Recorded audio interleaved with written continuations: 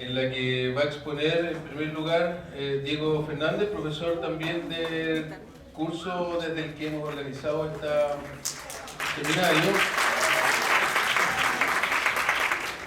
Y a continuación dejamos para el final, no sé por qué quedó así, pero a nuestros dos colegas, digamos, y amigos invitados. Va a exponer después de Diego, Carmen Ruiz, y luego Andrea Potestad, que no sé, ustedes algunos lo pueden conocer. Andrea trabaja aquí en el Instituto de Filosofía, Carmen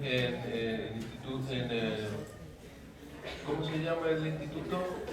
El Instituto de Humanidades, digamos, de la Diego Portales. Yo diría que en términos temáticos hay como una especie de terreno común entre nuestras presentaciones y que de algún modo, ¿no es cierto?, tienen que ver, yo diría, con tiempo y escritura. Eso. Ya.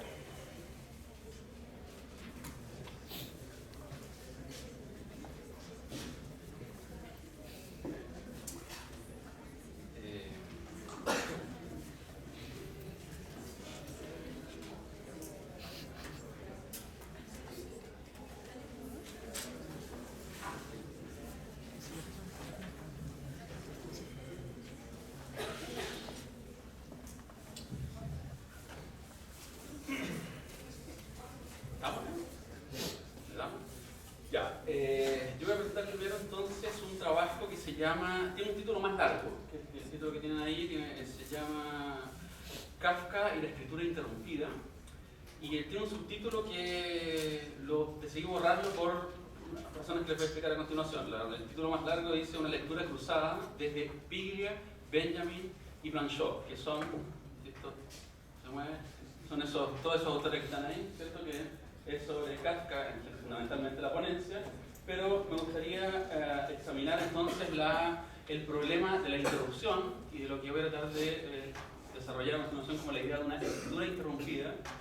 a partir de un planteamiento que se desarrolla fundamentalmente de parte de Ricardo Piglia, que es un escritor y un ensayista argentino fallecido el año pasado, no, en enero de este año, de hecho. Un texto muy notable en un libro que se llama El último lector, donde examina a distintos autores a propósito del problema de la lectura, y tiene un texto muy espectacular, en mi opinión, acerca de Kafka, que dialoga con otros dos autores que han dedicado mucha obra, por así decirlo, a pensar a Kafka. Es mucho lo que se podría decir. Kafka ha sido un autor muy leído del siglo XX, según se dice en estos rankings absurdos, el escritor más importante del siglo XX, no sé si es cierto o no, pero seguramente que es de los más importantes, y al mismo tiempo, en esa misma medida, ha sido intensamente leído desde la filosofía, es un autor recurrente. Entonces, por supuesto es imposible hacerse cargo de todo ese problema. Lo que voy a tratar entonces de concentrarme acá es en un problema específico, que es el problema entonces de la interrupción y cómo funciona la interrupción al interior de la escritura de Kafka, ¿ya? Y como voy a leer algunas cosas con mucha calma, para que se entienda lo más posible el planteamiento, pero les propondría, solamente para que lo tengan en el repertorio de la escucha, una distinción, que yo diría que de lo que se trata en el caso de lo que les voy a proponer, no se trata tanto, digámoslo así, ¿cierto?, de una interrupción de la escritura, en el caso de Kafka, ¿sí? Es decir, que es algo que efectivamente ocurre, como una eventualidad exterior, ¿cierto?, que le ocurre a Kafka cuando escribe, que se detiene y que cesa y que para, ese corte que experimenta la escritura de Kafka. No se trata entonces tanto de la interrupción de la escritura, como de una interrupción entonces en la escritura, ¿sí? Como diría entonces, creo que las ideas de exterior e interior son limitadas, pero nos sirven para una primera aproximación, porque lo que les trataría de proponer entonces es que el problema de la interrupción funciona como una operación al interior mismo de la escritura de Kafka, ¿ya? Entonces voy a leer con mucha atención. Lo otro que les iba a decir, que la razón por la cual el título está cortado es que tengo una versión un poco extendida del texto que me parece que es excesiva para el contexto en el cual estamos, y lo podemos revisar o conversarlo más largamente en la hora de la conversación. Y tengo una versión un poco más abreviada, que que deja algunas cuestiones abiertas de todas maneras, pero que me parece que es mejor para este contexto, ¿ya? Entonces, el asunto es que el escritor argentino, ¿cierto?, Ricardo Piglia, como les decía, publicó en el año 2005 un conjunto de ensayos dedicados al problema de la lectura, ¿ya? En el segundo de ellos, con el título más escueto, se llama simplemente Un relato sobre Kafka,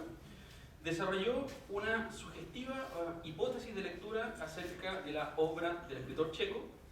aunque desde ya uno podría decir, no solo más preciso que de la obra, diríamos sobre la escritura del escritor checo de Kafka, la escritura, acerca de ciertas operaciones que rigen la escritura de Kafka, y que en un punto decisivo,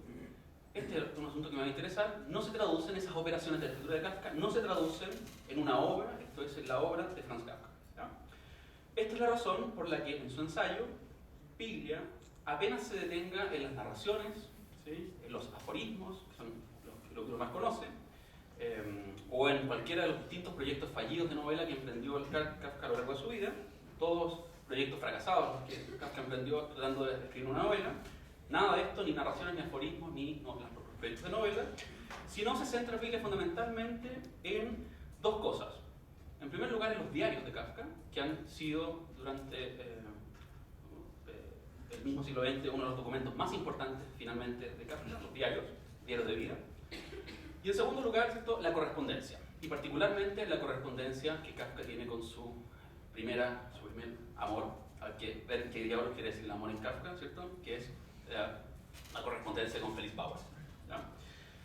La escritura, lo que marco entonces una primera distinción, la escritura menos la obra, ¿ya? Veamos si esta confrontación tiene sentido. En cualquier caso, se trata de pensar una dimensión de la escritura que me interesa que lo entendamos como un poder en la escritura, una fuerza e incluso una cierta violencia que reside en la propia escritura y que permanece entonces irreductible no solo frente a ciertas operaciones estilísticas y literarias, las que constituyen propiamente una obra, ¿sí?, este conjunto de anotaciones que uno recibe y habla de la obra de Franz Kafka, sino digo estas operaciones